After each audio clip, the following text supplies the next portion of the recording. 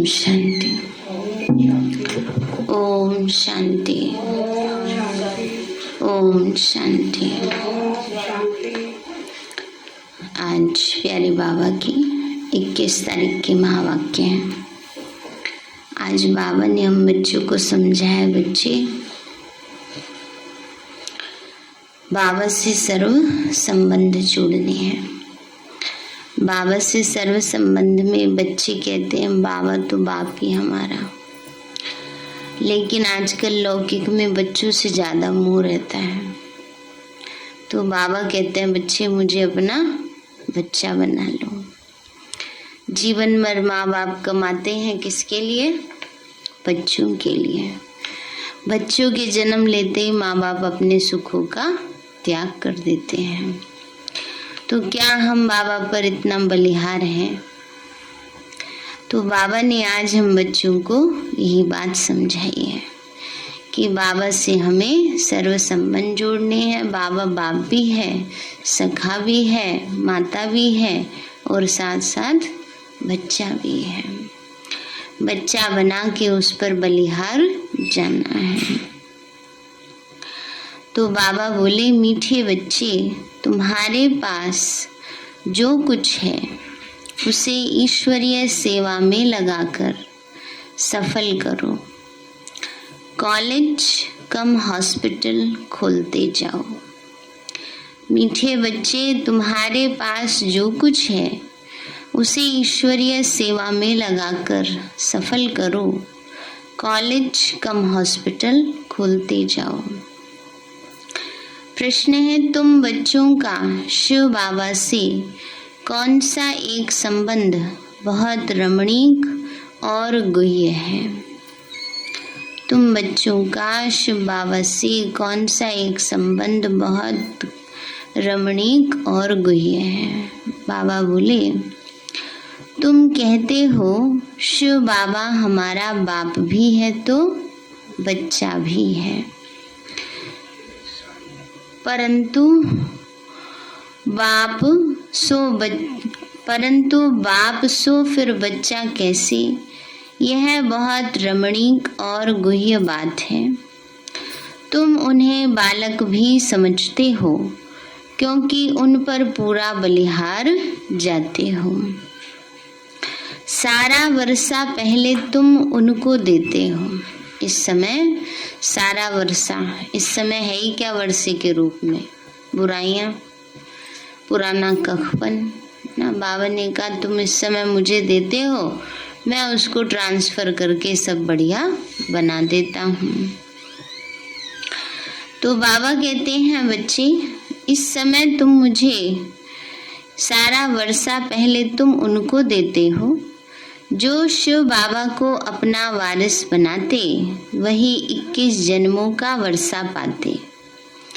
यह बच्चा शिव बाबा कहता है कि मुझे तुम्हारा धन नहीं चाहिए, तुम सिर्फ श्रीमत पर चलो तो तुम्हें बादशाही मिल जाएगी। बाबा कहते हैं बच्चे मुझे तुम्हारा धन नहीं चाहिए, परंतु इसका मतलब ये नहीं धन को व्यर्थ गवाते रहें। धन को बाबा की श्रीमत अनुसार यूज करेंगे तो उसका ही पदम गुना रिटर्न मिलता रहेगा। क्योंकि आजकल दुनिया में धन यूज कम करते हैं, बर्बाद ज़्यादा करते हैं, है ना। आजकल मार्केट में जाओ, चीज़ों की जो ज़रूरत की सामान है वो तो कम दुकानें मिलती हैं और फैशन के सामान की कितने दुकानें मिलती हैं। तो बुद्धि फैशन में ज़्यादा चली गई है, व्यर्थ में ज़्यादा चली गई है। चलो ठीक है, जो बाकी ज्ञान में नहीं चलते वो तो अपने अकॉर्डिंग चलेंगे, पर बाबा के हम बच्चों को तो समझ आ गई है ना कि अभी क्या करना है क्या नहीं करना चाहिए। गीत है, माता ओ माता तू सबकी भाग्य विधाता। ओम शांति। ओम शांति किसने कहा? शरीर ने कहा व आत्मा ने कहा। यह बच्चों को अच्छी रीति समझना चाहिए। एक है आत्मा और दूसरा है शरीर। आत्मा तो अविनाशी है। यह आत्मा स्वयं अपना परिचय देती है कि मैं भी आत्मा बिंदु स्वरूप हूँ। जैसे परमात्मा बाप अपना परिचय देते हैं कि मुझे परमात्मा क्यों कहते हैं, क्योंकि मैं सबका बाप हूँ। सभी कहते हैं कि हे परमपिता परमात्मा, हे भगवान। यह सब समझने की बातें हैं, अंधश्रद्धा की बात नहीं। जैसे और जो सुनाया वह सत्य नहीं। मनुष्य जो ईश्वर के लिए बतलाते हैं वो सब असत्य है। असत्य कैसे? परमात्मा सर्वव्यापी है ना। तो ये बात जैसे असत्य हो गई। ईश्वर एक ईश्वर ही सत्य है, वह सत्य बतलाएगा। बाकी सभी मनुष्य मात्र उनके लिए झूठ बतलाएंगे। इसीलिए बाप को सत्य माना ट्रुथ कहा जाता है। सचखंड स्थापन करने वाला भारत ही सचखंड था। बाबा कहते हैं मैंने ही सचखंड बनाया था। उस समय भारत के सिवाय और कोई खंड नहीं था। यह सब सत्य बाप ही बतला सकते हैं। ऋषि मुनि आगे वाले सब कहते थे, कह के गए कि हम ईश्वर रचयिता और रचना के आदि मध्य अंत को नहीं जानते। नेति नेति कर गए। नेति माना ना अति, ना अंत जानते ना आदि जानते हैं। इसका कोई भी परिचय दे न सके। तो बाप का परिचय बाप ही देते हैं। इसलिए कहते हैं ना शिव शंभु। शंभु माना जो स्वयं भू पर आकर अपना परिचय देते हैं। बाबा कहते हैं बच्चे मैं तुम्हारा बाप हूँ। मैं ही आकर नई दुनिया की स्थापना कर पुरानी दुनिया का विनाश कराता हूँ। शंकर द्वारा नई सृष्टि ब्रह्मा द्वारा रचता हूँ। मैं ही तुमको अपना सत्य परिचय देता हूँ। बाकी जो मेरे लिए तुमको सुनाएंगे वो तो झूठ ही सुनाएंगे। दुनिया वालों को तो जितने पता है उतना ही तो बताएंगे ना, सारी बात तो नहीं समझा सकते। जो होकर गए हैं उन्हें कोई नहीं जानते। सतयुगी लक्ष्मी नारायण ऊंचे ते ऊंचे थे। नई दुनिया जो ऊंची थी उसके मालिक थे। बाकी इतनी ऊंची दुनिया किसने बनाई और उसका मालिक किसने बनाया, यह कोई नहीं जानते।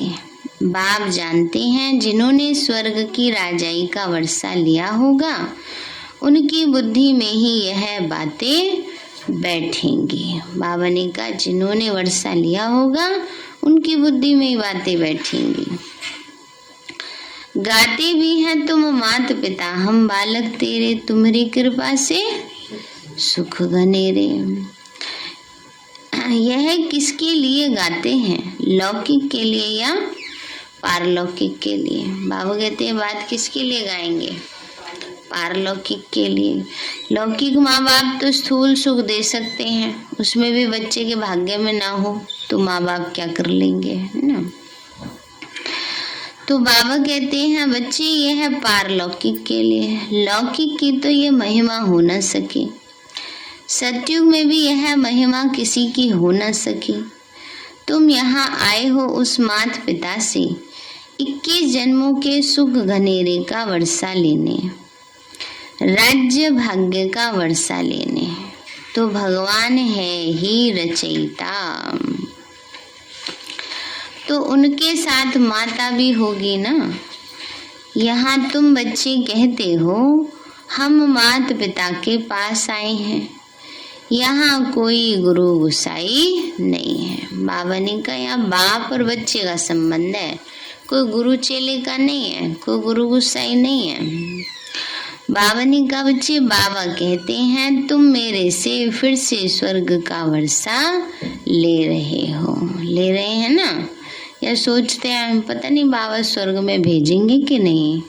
ऐसा तो नहीं आता किसी को, है ऐसे संकल्प नहीं करने चाहिए। पढ़ाई किस लिए पढ़ रहे हैं? बाबा ने अपना बनाया है तो स्वर्ग में ले जाने के लिए ही बनाया है। इसलिए कभी भी ऐसे संशय के संकल्प नहीं आने चाहिए। हम नहीं बनेंगे तो, गुलजार दादी जी क्या कहते थे, हम नहीं बनेंगे तो और कौन बनेगा, और किसी को थोड़ी बाबा ने चुना है। तो बाबा कहते तुम मेरे से फिर से स्वर्ग का वर्षा ले रहे हो। सतयुग में लक्ष्मी नारायण ही राज्य करते थे। श्री कृष्ण को सब प्यार करते हैं, भला राधे को क्यों नहीं करते? ये भी सोचने वाली बात है। श्री कृष्ण को करते, राधे को क्यों नहीं करते? लक्ष्मी नारायण छोटेपन में कौन है ये कोई नहीं जानते। लोग समझते हैं ये द्वापर युग में हुए हैं। माया रावण ने बिल्कुल ही तुच्छ बुद्धि बना दिया। तुम भी पहले पारस बुद्धि थे, बाबा ने तुमको पारस बुद्धि बनाया। पारस बुद्धि बनाने वाला एक ही बाप है। स्वर्ग में सोने के महल होंगे। यहाँ सोना तो क्या तांबा भी नहीं मिलता। तांबा तो छोड़ो, लोहा भी इतना महंगा। ईंटों के महल भी मुश्किल, वो भी मिट्टी की ईंटें, ये नहीं सोने चांदी की ईंटें हो। तो बाबा कहते हैं बच्चे, इन मिट्टी की ईंटों के महल भी इतने मुश्किल। अच्छा, हमने तो कभी 1 रुपए की ईंट सुनी थी। 50 पैसे की, हाँ 1 रुपए की, अब 10 रुपए की हो गई। तो बाबा कहते हैं बच्चे, यहाँ सोना तो क्या तांबा भी नहीं मिलता, पैसे तांबे के भी नहीं बनाते। वहाँ तो तांबे की कोई कीमत ही नहीं। यह जो गाया हुआ है, किसी की दबी रहेगी धूल में, किसकी राजा खाए, किसी की चोर लूट ले जाए, और सफली होगी उनकी जो खर्चे नाम धनी के। अब ना जमाना राजा खा रहा है, ना चोर लूट के ले जा रहा है, तो सब ब्लास्ट में ही जा रहा है। सोचो, करोड़ों के एक एक फ्लैट होंगे वहाँ, अरबों के। यूक्रेन में बहुत महंगा है, बहुत रिच उसमें था, और देखो ब्लास्ट ने सब खत्म किया। और हम बच्चों का एक एक कणा दाना बाबा सफल कराता है। कई बच्चे करना भी नहीं चाहते, फिर भी बाबा उनकी बुद्धि में ऐसे टच कर करके करवाई देता है। देखो कितना बाबा को बच्चों से प्यार है, कि इन बच्चों को खुद तो समझ में आएगी नहीं। तो बाबा कहते हैं बच्चे, हमारा तो सब सफल हो रहा है ना। और उनका आग लग रही है, कहीं कहीं ब्लास्ट हो रहे हैं, आग लग रहे हैं, कहीं भूकंप आ जाते हैं, कहीं कुछ हो जाता है, सब दबा दबाया रह जाता है। बरोबर आग लगी थी, विनाश हुआ था, सो फिर होना है। जरूर 5000 वर्ष पूर्व समान फिर से दैवी स्वराज्य स्थापन हो रहा है। तो तुम बच्चों को राजा ही देता हूँ, अब जितना जो पढ़े। विचार करना चाहिए कि यह सतयुग में लक्ष्मी नारायण, राजा रानी तथा प्रजा कहाँ से आए, उन्होंने राज्य कहाँ से लिया। 1-2 से लेते हैं, वह सूर्यवंशियों से चंद्रवंशियों ने लिया, चंद्रवंशियों से फिर विकारी राजाएं लेते हैं, राजाओं से फिर कांग्रेस सरकार ने लिया। अब तो कोई राजा ही नहीं है। लक्ष्मी नारायण स्वर्ग के मालिक थे ना। 8 गद्दी चली। त्रेता में सीताराम का राज्य चला, फिर माया का राज्य शुरू हुआ। विकारी राजाएं निर्विकारी राजाओं के मंदिर बनाकर पूजा करने लगे। पूज्य थे वही क्या बन गए, पुजारी बन गए। अभी तो विकारी राजाएं भी नहीं हैं। अब फिर नई दुनिया की हिस्ट्री रिपीट होगी। नई दुनिया के लिए बाप ने तुमको राजयोग सिखलाया था। बेहद के बाप से वर्षा लेना है। जो इम्तिहान पास करेंगे वही कल्प कल्प ऊंचा पद पाएंगे। बाबा ने कहा जो इम्तिहान पास करेंगे, ये साधारण इम्तिहान नहीं है, लेकिन ये इम्तिहान होता भी रोज है, घड़ी घड़ी है ना। ऐसे नहीं कोई सोचे बस एक फाइनल एग्जाम दिया, लिख के आ गए, बस काम खत्म भी नहीं है। अब पोस्ट इतनी ऊंची है, तो जैसे वहां देखा है ना मिलिट्री में या किसी और फोर्सेस में जब सिलेक्शन होता है ऊंची पोस्ट के लिए, तो ट्रेनिंग होती है, उसमें टास्क मिलते हैं, इस टास्क को ऐसे कंप्लीट करना है, इसके बाद ये करना है, तब सारा टोटल उनका जोड़ा जाता है। तो ऐसे ही बाबा कहते हैं हम भी रूहानी आर्मी हो, तुम्हारा भी हर समय टास्क होता है, उसको कंप्लीट करना है, पास करना है। चलो बाबा, अच्छा वो तो पढ़ाई कर रहे हैं ना। अच्छा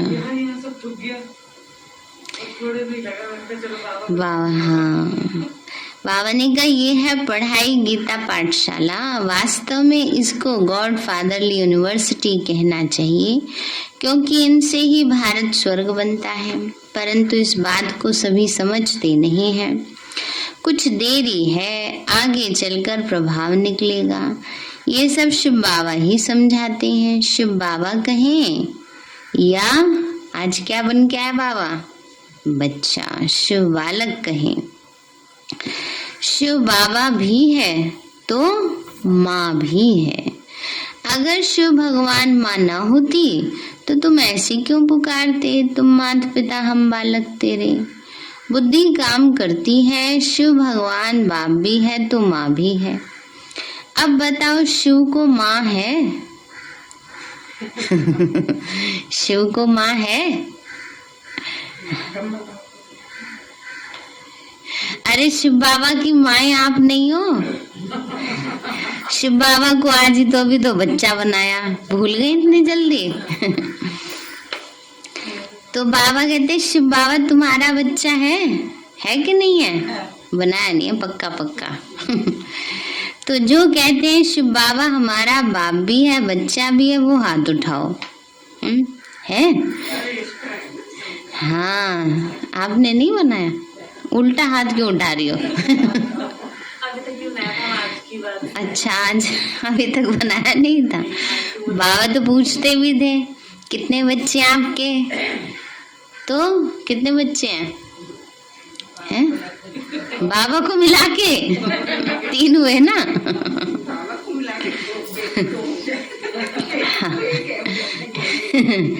तो बाबा कहते हैं बच्चे ये बड़ी गुही और रमणीक बातें हैं, बड़ी गहरी बात है कि शिव बाबा हमारा बच्चा है। बच्चे के प्रति सबसे ज्यादा माता पिता का समर्पण भाव होता है, तो इतना हमारा बाबा के प्रति समर्पण भाव हो।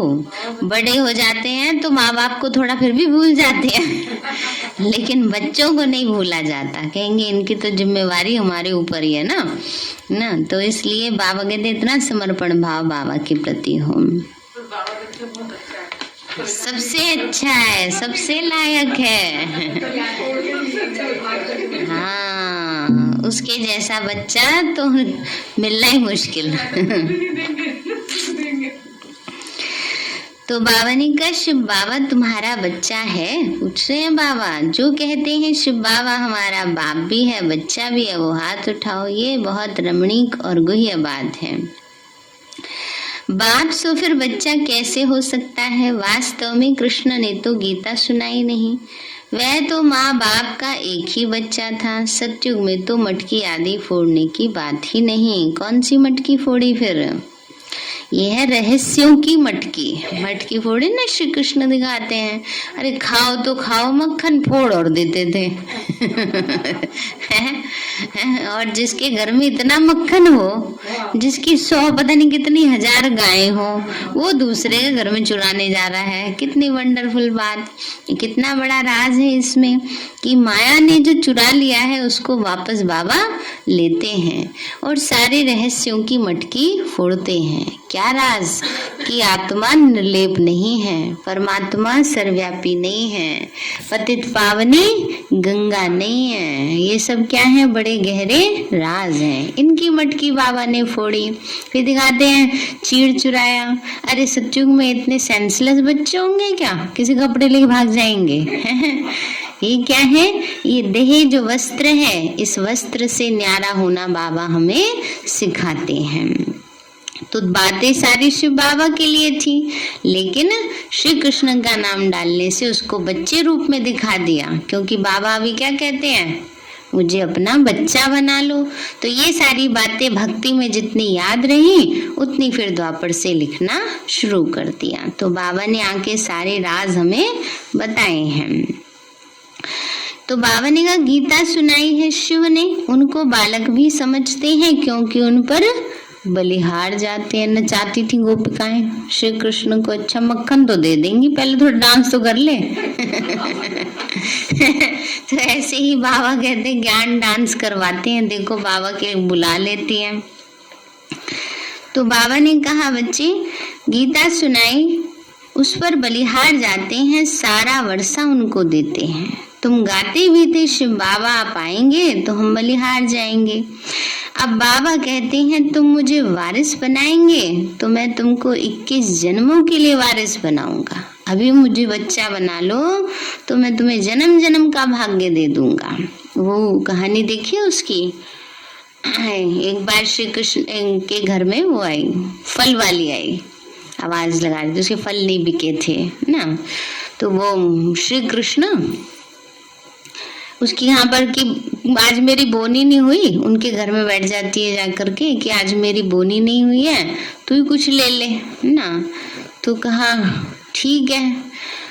फिर वो हाथ में श्री कृष्ण वो लेके आते हैं उसके लिए धान, है ना, देने के लिए कि इसके बदले में। धान बच्चे रूप में तो थे ही, सारा गिर जाता है, 2-4 दाना बचता है, 2-4 दाने उसके टोकरी में रख लेते हैं, फल सारे खाली कर लेते हैं। तो कहती है चल कोई नहीं, बच्चे के हाथ के इतने ही बहुत है, चल कुछ तो बिका मेरा। घर जाके देखते वो क्या बन जाते हैं, रतन बन जाते हैं वो। तो बाबा इस समय की तो बात कहते हैं, है ना। इसलिए बाबा कहते हैं बच्चे इस समय मुझे बच्चा बनाओगे तो क्या करूंगा, 21 जन्मों के लिए तुम्हें माला माल कर दूंगा, धनवान बना दूंगा। लौकिक बच्चा तुमसे लेगा, देगा कुछ भी नहीं। यह तो फिर देखो कितना देते हैं। हाँ अपने बच्चों को तो भले संभालो, ये भी नहीं फिर बाबा कह रहे उन बच्चों को तुम तो हमें कुछ देने वाले हो नहीं, हम तुम्हें क्यों दे, नहीं, वो तो एक जिम्मेवारी है आपकी, जो नियम जैसे चलता आ रहा है वो चलाना ही है। परंतु श्रीमत पर चलो, इस समय के बच्चे बाप के धन से पाप ही करेंगे, जरूरत से ज्यादा दे देंगे तो पाप करेंगे। अच्छा बच्चे को जरूरत है 100 रुपए की, उसको 1000 रुपए पकड़ा दी, चल कोई बात नहीं एंजॉय करो, तो क्या होगा फिर उसका, है ना। इसलिए बाबा कहते चलो दो, जरूरत है तो दो भले, लेकिन इतने भी ज्यादा बेवजह के खर्चे नहीं करने चाहिए। ये भी नहीं कि उनकी जरूरत की चीजें भी नहीं दो, ये भी बाबा मना नहीं करते, जरूरत की चीजें ला करके दो, और इस शुभ भावना से दो कि इस धन से ये अच्छी ही जगह जाए, अच्छी काम में ये लगाए, इसकी ऐसी सद्बुद्धि रहे। यह बच्चा कहता है मुझे तुम्हारा धन क्या करना है, मैं तो तुमको बादशाही देने आया हूँ, सिर्फ श्रीमत पर चलो। योग से 21 जन्मों के लिए तंदुरुस्ती, तो पढ़ाई से राजाई मिलेगी, ऐसी कॉलेज कम हॉस्पिटल खोलो। शिव बाबा तो दाता है, मैं लेके क्या करूँगा। बाबा कहते हैं हाँ युक्ति बताते हैं कि ईश्वर अर्थ सेवा में लगाओ, श्रीमत पर चलो। श्री कृष्ण के अर्थ अर्पण करते हैं, वो तो प्रिंस था, वह कोई भूखा थोड़ी ही था, है ना। श्री कृष्ण के ऊपर देखो हीरे के हार भी चढ़ाते हैं, कितना उसको 56 भोग लगाते हैं, जन्माष्टमी पे देखो कितना भोग लगाते हैं, जैसे गणेश जी को लगाते हैं। तो बाबा कहते हैं बच्चे शिव बाबा तुमको बदले में कुछ बहुत कुछ देता है, भगवान भक्ति का फल देते हैं, वो है दुख हरता सुख करता। तुम्हारी सदगति करने वाला कोई है नहीं, मैं तो तुम बच्चों की सदगति करता हूँ। अच्छा बाबा भला दुर्गति कौन करते हैं। बाबा कहते हैं हाँ बच्चे, रावण की प्रवेशता होने के कारण रावण की मत पर सब तुम्हारी दुर्गति ही करते आए हैं। रावण की मत पर एकदम भ्रष्टाचारी बन पड़े हैं, अब मैं तुमको शिष्टाचारी बनाए स्वर्ग का मालिक बनाता हूँ। यहाँ जो कुछ तुम करेंगे सो आसुरी मत पर ही करेंगे, अब देवता बनना है तो और संग तोड़ मुझ संग जोड़ो। जितना मेरी मत पर चलेंगे उतना ऊंचा पद पाएंगे। पढ़ेंगे ही नहीं तो प्रजा में भी कम पद पाएंगे। बाबा ने कहा बच्चे अगर पुरुषार्थ ही नहीं करेंगे, पढ़ेंगे ही नहीं तो प्रजा में भी कम पद पाएंगे। एक बार सुना, धारण किया तो स्वर्ग में आएंगे, परंतु पद कम पाएंगे। स्वर्ग तो त्रेतांत तक को भी कहते हैं, लेकिन सतयुग में जाना उसके लिए पुरुषार्थ है बहुत। दिन प्रतिदिन उपद्रव बहुत होंगे। जो मनुष्य भी समझेंगे कि बरोबर ये तो यही समय है, परंतु बहुत देरी से आने से इतना ऊंचा पद नहीं पा सकेंगे। ज्यादा देरी से आएंगे तो थोड़े ही पद पाएंगे। योग बिगर विकर्म विनाश नहीं होंगे। अभी सबकी कयामत का समय है, हिसाब किताब चुकतू करना है। यहाँ तुम्हारे कर्म विकर्म बनते जाते हैं। सतयुग में कर्म अकर्म बन जाते हैं, अकर्म कर्म तो सब जरूर करेंगे। कर्म बिगड़ तो कोई रह ही ना सके। आत्मा कहती है मैं ये कर्म करती हूँ, रात को थक जाने के कारण विश्राम लेता हूँ, इन ऑर्गन्स को अलग समझ सो जाता हूँ, जिसको नींद कहा जाता है। अब बाबा कहते हैं हे आत्मा मैं तुमको सुनाता हूँ, सो धारणा करो, गृहस्थ व्यवहार में रहते पढ़ाई भी करो, पढ़ाई से ही ऊंचा पद मिलेगा। पवित्र बनने बिगर ये ज्ञान बुद्धि में बैठेगा नहीं, है ना। बाबा ने कहा बच्चे जितनी बुद्धि पावन होगी उतनी ज्ञान की धारणा सहज होगी। माया बुद्धि को अपवित्र बनाती है, इसीलिए बाबा का नाम है पतित पावन। गाते भी हैं तुम मात पिता हम बालक तेरे, तुम्हारी कृपा से सुख घनेरे। परंतु तुम अब प्रैक्टिकल में बैठे हो, जानते हो इस सहज राजयोग के बल से 21 जन्मों के लिए हम स्वर्ग के मालिक बनेंगे। इसलिए ही तुम आए हो। भक्ति मार्ग में तुम गाते थे, अब गायन बंद हुआ है। स्वर्ग में गायन होता ही नहीं, फिर भक्ति में होगा। बाबा कहते हैं मैं तुम्हारा माता पिता बन तुमको स्वर्गवासी बनाता हूँ, माया फिर नरकवासी बना देती है। बाबा तो भाग्य बनाता है और माया बिगाड़ती रहती है, नरकवासी बना देती है। ये भी खेल है, इसको समझकर मरने के पहले बाप से वर्षा ले लो, नहीं तो राज्य भाग्य गवा देंगे। पतित वर्षा ले न सके वो फिर प्रजा में चले जाएंगे, उसमें भी नंबरवार मर्तबे हैं। बाबा कहते हैं इस मृत्यु लोक में तुम्हारा ही अंतिम जन्म है, अब मेरी मत पर चलो तो तुम्हारा बेड़ा पार हो जाएगा। इसमें अंधश्रद्धा की तो कोई बात ही नहीं, पढ़ाई में कभी अंधश्रद्धा नहीं होती है। पढ़ाई में तो लक्ष्य होता है ना, वही पढ़ लिख के लक्ष्य लेना है। तो यहाँ भी हर बात का बाबा लॉजिक हमें समझाते हैं, बच्चे ये करोगे ये प्राप्ति होगी, ऐसे करोगे ये प्राप्ति होगी। परमात्मा पढ़ाते हैं, बिगड़ निश्चय कैसे पढ़ेंगे। पढ़ते पढ़ते फिर माया विघ्न डाल देती है, तो पढ़ाई को ही छोड़ देते हैं। इसीलिए गाया हुआ है आश्चर्यवत सुनंती कथंती, और फिर बाबा को फारकती दे देते हैं। परंतु फिर भी लव है तो आकर मिलते हैं, आगे चल के पछताएंगे। फिर पछताएंगे, पछताने से फिर क्या होगा, थोड़ी कोई बाबा मिल जाएगा उस समय।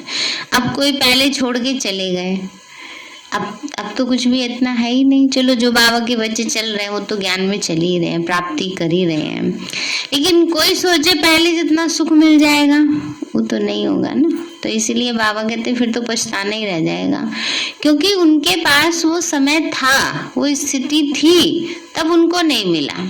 जो बाद में आए उनको बाबा इनडायरेक्टली दे रहा है, क्योंकि उन्होंने छोड़ा नहीं है। लेकिन जो उसके पास था, अपॉर्चुनिटी थी, तब वो छोड़ करके चले गए, तब वो चाहें कि हमें पहले जैसा मिल जाए, वो तो नहीं पॉसिबल ना। तो इसलिए बाबा कहते फिर उनको पश्चाताप होगा। समझो जैसे सुबह सुबह 4 बजे कहीं कहीं पानी आता है, तब छोड़ दिया, 7 बजे उठे, तब पानी की लाइन में लगना पड़ रहा है तो नहीं प्राप्त होगा ना जितना लाइन से मिलेगा।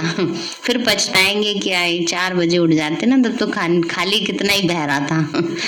ऐसे ही तब भगवान दे रहा था, तब तुमने छोड़ दिया, इसलिए बाद में फिर पछताएंगे। बाप के बच्चे बन फिर बाप को छोड़ दिया, माया का जाकर बना तो उन पर सजाएं भी बहुत आती हैं और पद भी भ्रष्ट हो जाता है। कल्पांतर के लिए अपना राज्य भाग्य गवा देंगे। सजा खाकर प्रजापद पाया, उससे फायदा ही क्या। बाप के सम्मुख आकर बहुत सुनते हैं, फिर गोरख धंधे में जाके भूल जाते हैं। पहले नंबर का पाप है काम कटारी चलाना, इसलिए बाबा कहते हैं मूत पलीती कभी नहीं भूलना। बाबा आकर सबका कपड़ा साफ करते हैं। बाप ही सब पतितों को पावन बनाने वाला है। सतयुग में कोई भी पतित नहीं होगा। तुम बाप से वर्षा लेकर विश्व के मालिक बन जाएंगे। अच्छा मीठे मीठे सिक्के लदे बच्चों प्रति माता पिता। गुड मॉर्निंग रूहानी बाप की। रूहानी हम बच्चों की रूहानी माता पिता को नमस्ते नमस्ते नमस्ते बाबा नमस्ते। धारणा के लिए मुख्य सार है, अब रावण की मत छोड़ श्रीमत पर चलना है और सब संग तोड़ एक बाप के संग जोड़ना है। रावण की मत छोड़ श्रीमत पर चलना है और सब संग तोड़ एक बाप के संग जोड़ना है। दूसरा है निश्चय बुद्धि बन पढ़ाई जरूर पढ़नी है। किसी भी विघ्न से बाप का हाथ नहीं छोड़ना है। बाबा ने का विघ्न परिस्थिति तो आती है ना, बाबा ने कहा किसी भी विघ्न के वश होकर बाबा का हाथ नहीं छोड़ना है। योग से तंदुरुस्ती और पढ़ाई से राजाई लेनी है। वरदान दिया बाबा ने, ज्ञान जल में तैरने और ऊंची स्थिति में उड़ने वाले होली हंस भव। ज्ञान जल में तैरने और ऊंची स्थिति में उड़ने वाले होली हंस भव। बाबा बोले जैसे हंस सदा पानी में तैरते भी हैं और उड़ने वाले भी होते हैं, ऐसे आप सच्चे होली हंस बच्चे उड़ना और तैरना जानते हो। ज्ञान मनन करना अर्थात ज्ञान अमृत व ज्ञान जल में तैरना और उड़ना अर्थात ऊंची स्थिति में रहना। ऐसे ज्ञान मनन करने से व ऊंची स्थिति में रहने वाले होली हंस कभी भी दिल शिकस्त व ना उम्मीद नहीं हो सकते। वह बीती को बिंदी लगाए क्या, क्योंकि जाल से मुक्त हो उड़ते और उड़ाते रहते हैं। स्लोगन है, मणि बन बाप के मस्तक के बीच चमकने वाले ही मस्तक मणि है। मणि बन बाप के मस्तक के बीच चमकने वाले ही मस्तक मणि है। सार है मीठे बच्चे, तुम्हारे पास जो कुछ है उसे ईश्वरीय सेवा में लगाकर सफल करो। कॉलेज कम हॉस्पिटल खोलते जाओ। प्रश्न है, तुम बच्चों का शिव बाबा से कौन सा एक संबंध बहुत रमणीक और गुह्य है। बाबा कहते हैं, बच्चे तुम कहते हो शिव बाबा हमारा बाप भी और बच्चा भी है, परंतु बाप सो फिर बच्चा कैसे। यह बहुत रमणीक और गुह्य बातें हैं। तुम उन्हें बालक भी समझते हो क्योंकि उन पर पूरा बलिहार जाते हो। सारा वर्षा पहले तुम उनको देते हो। जो शिव बाबा को अपना वारिस बनाते हैं वही 21 जन्मों का वर्षा पाते हैं। यह बच्चा शिव बाबा कहता है कि मुझे तुम्हारा धन नहीं चाहिए, तुम सिर्फ श्रीमत पर चलो तो तुम्हें बादशाही मिल जाएगी। गीत है, माता ओ माता तू सबकी भाग्य विधाता।